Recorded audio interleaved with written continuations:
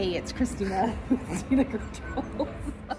Oh my word, we never did get through filming this intro. I'm Christina with Tinagirl Travels. If you ever wonder why my beloved husband of over 30 years doesn't get featured much, this is why. He is just so silly.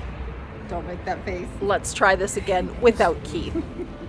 Hey, it's Christina with Tinagirl Travels. We're here in Tangier, Morocco today, and we are checking out Cap Spartel. We're going to the Hercules Caves and we're riding camels on the beach. We booked our tour today through Get Your Guide, so let's check it out. So we booked a 3-hour tour and they picked us up right from our hotel in a very comfortable air-conditioned van, which was very convenient. The drive from downtown Tangier to Cap Spartel took about 30 minutes and it was fascinating to see the neighborhoods along the way. Here's a map of the area we're visiting today. Cap Spartel is at the top, Hercules Cave, and not too far from that is our camel ride on the beach. We arrived at Cap Spartel, one of the most scenic spots in Tangier. This dramatic headland marks the place where the Atlantic Ocean meets the Mediterranean Sea, and you can actually see the two bodies of water blending in the distance. It's such a beautiful, peaceful spot with panoramic views that really take your breath away.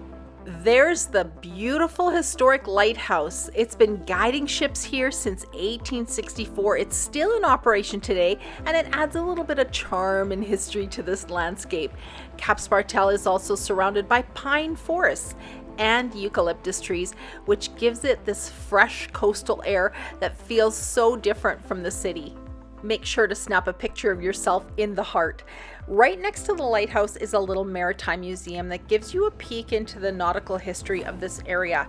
It's not huge, but it has some cool artifacts and interesting displays about the significance of the spot over the years.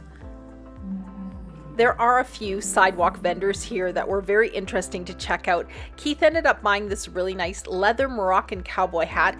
It's actually really well made and it wasn't too expensive at all. I think he paid around $20. After checking out the museum, you can grab a bite at the cafe restaurant Cap Spartel. It's a cozy place with a great menu, lots of Moroccan dishes and fresh seafood, and the views from the patio are absolutely beautiful. From here we walk down the hill past the wild boar to the lookout, a perfect place to take a picture. You can walk down towards the water if you have time. Keith ran down for a quick look while I listened to some music and did a little shopping. This is a great spot for a photo opportunity. We took a few pictures here and then we hopped back in the van for the 6-minute drive to the Hercules Caves. It's not far. The entrance fees to Cap Spartel and the Hercules Caves are not included in the price of the tour. They are extra. The camel ride, however, was included. So admission to Cap Spartel was 50 dirhams or about $7.50 Canadian or $5.40 US. Admission to the Hercules Caves is 80 dirhams or about 12 Canadian dollars or $8.50 US. So we're in the Hercules Caves. What do you think, Keith? It's different. I've never seen anything like it, actually. So legend has it that Hercules himself rested here during his 12 labors, and you can Google that. It's quite interesting.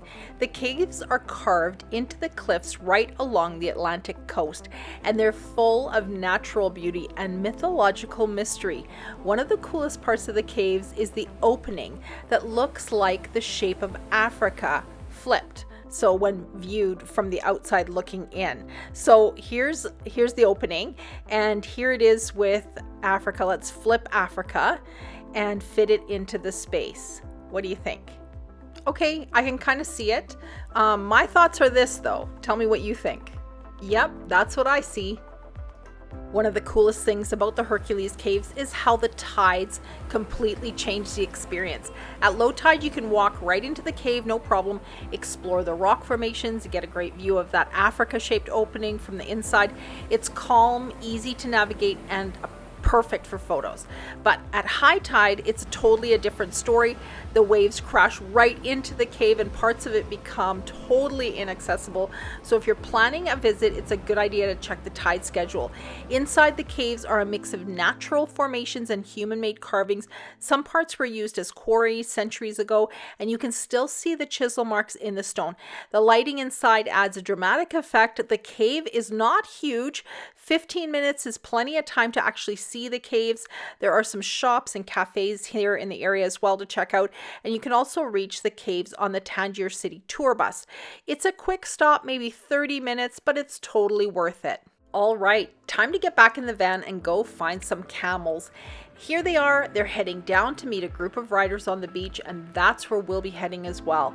There's something truly unforgettable about riding a camel with the ocean breeze in your face and the waves rolling in beside you. You definitely know you're not in Kansas anymore. I always say when you can't remember your address, you're officially on vacation. Let me tell you, sitting on top of that camel, swaying along the beach, you'll be grinning from ear to ear. Make sure to take lots of pictures. It's so much fun. The ride lasts about 20 to 25 minutes, which was just enough time to enjoy the views, take some fun pictures, and have a few laughs without feeling sore the next day. If it's your first time, just a heads up, getting on and off a camel is its own little adventure. Camels rise and sit in stages, either the front legs first or the back, so there's a big lurch. Just hold on to the saddle handle, lean back a bit when they stand up, and follow the guide's instructions. It's wobbly, but it's kind of fun. There we go, a little camel riding in Africa. Now, a lot of people wonder if camel rides are hard on the animals. The truth is, camels are incredibly strong. A healthy adult camel can actually carry up to 300 to 600 pounds for short periods, and tourist rides like this, usually just one rider per camel, are well within what they can handle. That said, I know there are different opinions about animal rides like this, and I totally respect that. The most important thing is to make sure the animals are well cared for. The animals we saw looked healthy, the handlers were calm and kind, and the rides were short and not forced. But as always, it's a good idea to travel responsibly and go with what feels right for you. Thanks so much for coming along on this little adventure in Tangier today, riding camels on the beach, exploring the Hercules caves, and taking in the sights of Cap Spartel. What a day. If you're interested in a tour like this, I'll add the link below for you to check out. I also added links to our favorite anti-theft backpacks, day packs, and crossbody bags that we always travel with. If you enjoyed this video or found it helpful, give it a thumbs up, subscribe to my channel, and ring that bell so you won't miss out on seeing where we're headed next on our Moroccan adventure. Thanks for watching Tinagirl Travels. We'll see you soon as we head over to the blue city of Chefchaouen. Here's some videos I think you might like to watch next.